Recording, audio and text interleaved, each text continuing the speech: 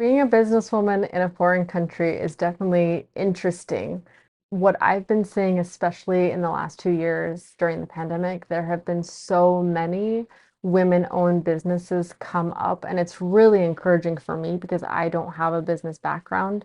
So I've been trying my best, but I've been learning from them. So finding a community is one of the best things, and being a part of the Babe Cave has been so great for that too. I've been able to meet some really great business women there, entrepreneurs, very, very encouraging and inspiring.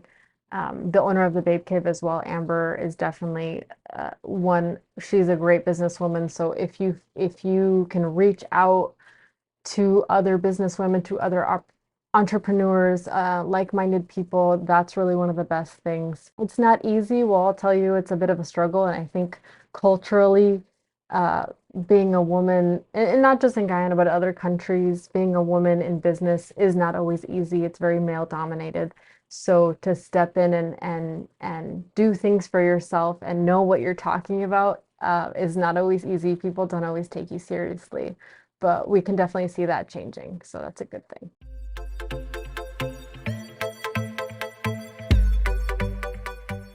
I'm originally from Idaho in the US. My parents are immigrants from Mexico. My husband and I got married about 12 years ago, and we moved to Guyana 10 years ago. We've been living in Berbice for the whole time. And originally we came as volunteers. We simply pulled out a map and looked at some different countries in South America, Central America. We looked at Guyana. We'd never heard of Guyana before, so we just started to do a little research. We didn't know anyone that had come to Guyana before, so we just decided to start there. My parents migrated from Mexico to the US to give their family a better life. I think the definition of a better life varies from person to person. And I think back then when my parents migrated in the 80s, they felt that a better life financially is what would help them, help their children.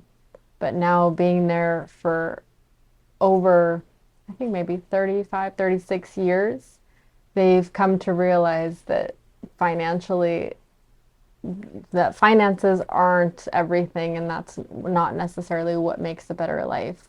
So to me personally, a better life is having freedom and having what you need and being content and being able to move around and just be free. So that's definitely, we feel like we have a very, very good life here in Berbice. So even though I did not expect to be in Guyana for 10 years, making jewelry and co-owning a tour company, I have no idea what's going to happen next, but I'm looking forward to it. I'm excited, and I hope that in 5 to 10 years, I'm still making jewelry because it does make me happy. People are like, where is Berbice? Where is this? So I get to tell people about Berbice. I get to tell people where we live. I get to show people pictures of where I live. I get to show the Kanji Creek and the Berbice River, my banana trees, my cassava plants. I get to show people those things, and I love that. I love that we have our own little space. We can grow foods. We have really, really nice neighbors. You just don't hear of those things anymore. So we really enjoy living in the country. So this is a Job's Tears plant. This is pretty green right now, but soon it'll start to grow the Job's Tears seeds, or Buckbeets as we call them in Guyana. So this is them. So all we did was throw down a few seeds, and this is what we have. Behind we have banana suckers. We've got lots of banana trees in the yard. We've got cassava plants as well. We have a few pawpaw trees, and let's see if we have some coconuts this year. I don't know. So we've got some palm trees there.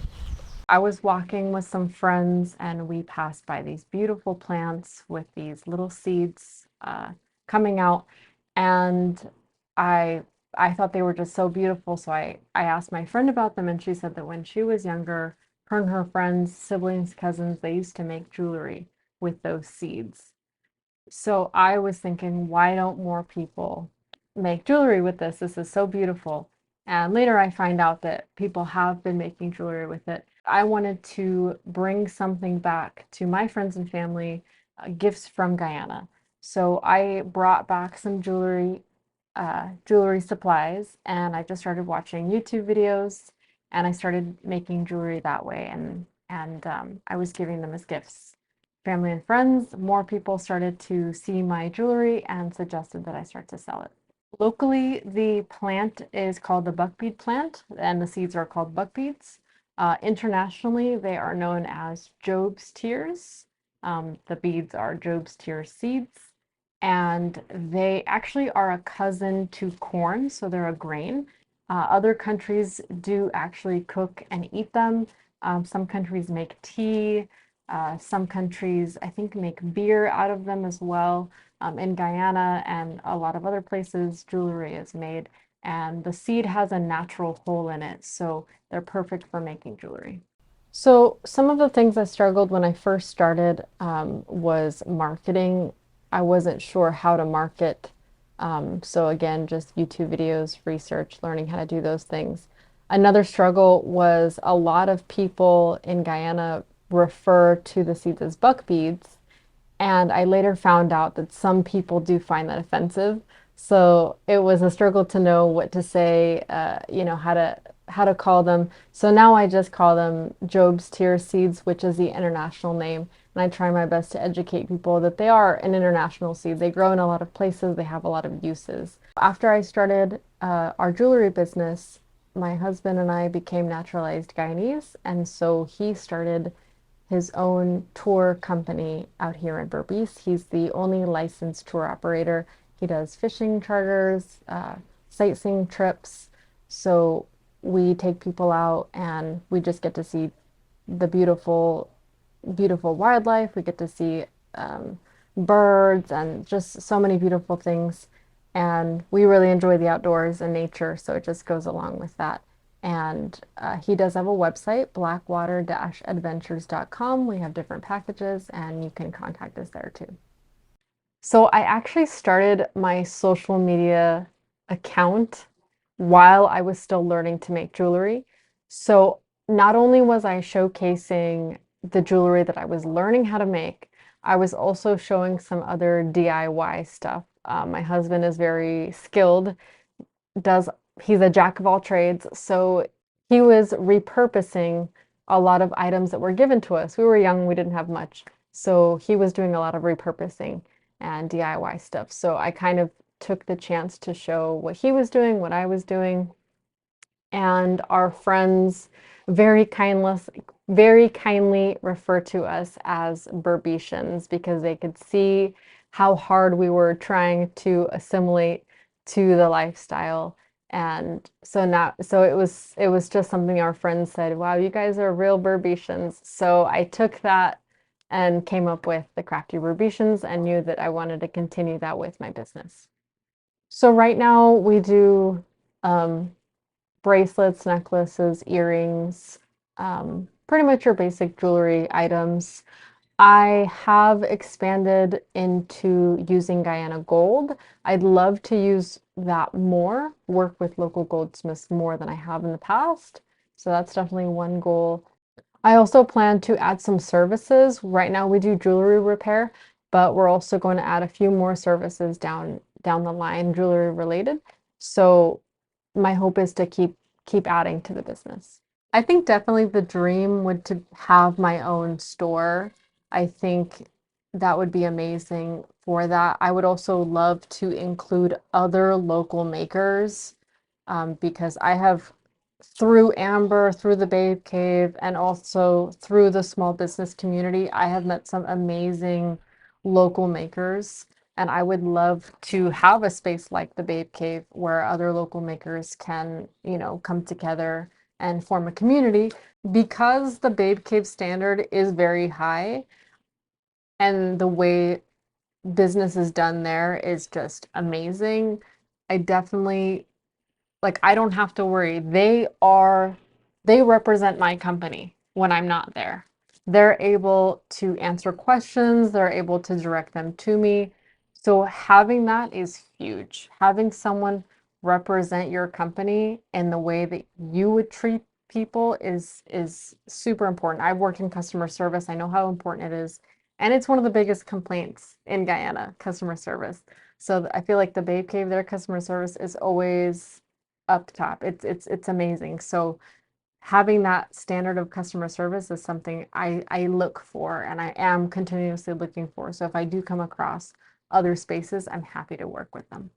I think having a lot of people encourage me to keep going and keep learning was really nice. I did have a friend that when she found out I was learning, she actually had learned as well, and I didn't really know. We weren't that close at the time.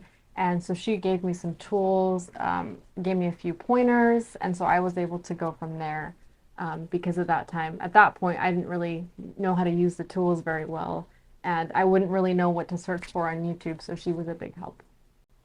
The pros of owning my own business are definitely freedom, flexibility, getting to be creative, which is not something I thought I would ever do for a job or a hobby even. I've had a few other businesses tell me that because of what I'm doing, it inspired them to start with their small business as well, which is, it feels really nice to hear that. The cons of owning your own business is you work 24/7 because even though it's just jewelry, I do want to make people happy and I want people to love their jewelry and love what I give them. So I do put a lot of work into it. And yeah, sometimes it does keep me up at night. I love nature and Guyana is full of nature, so I definitely base my designs around that. And so I work with some that I do personally. I'm not much of a sketcher or a drawer, but I do try to sketch out my designs and work from there. And I do get custom requests from time to time as well. So I work with customers who want a special piece based off of a design or a color or something that I've designed in the past.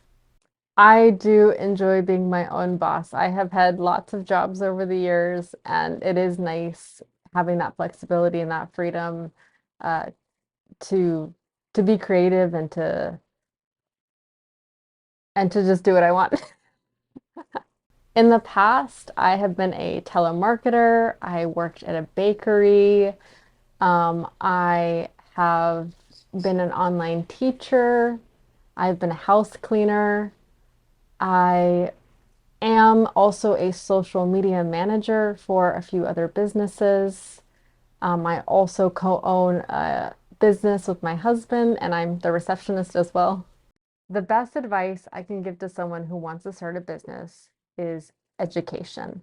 Now, I'm not necessarily talking about college, but there are so many things you can learn from YouTube, from other women, from other entrepreneurs, lots of online courses you can take. Educate yourself on business first and then go from there. For me, I've definitely learned the importance of educating yourself on business because there is so much more that's needed to succeed. So getting a bit of an education, even if that just means YouTube, do that so you can succeed.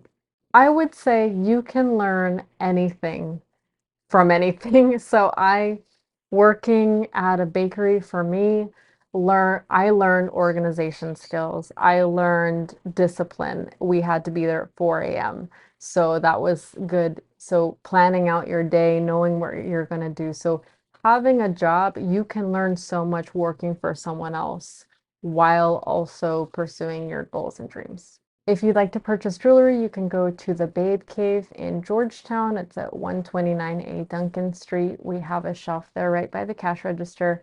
And there are bracelets, earrings, necklaces. We also have a contact number there that you can reach out to us if you're looking for something custom. For customers in the US or Canada, I do have a website, thecraftyberbicians.com, and those items are already in the US, so shipping is going to be a lot easier. My name is Stephanie Ross, and I'm an entrepreneur.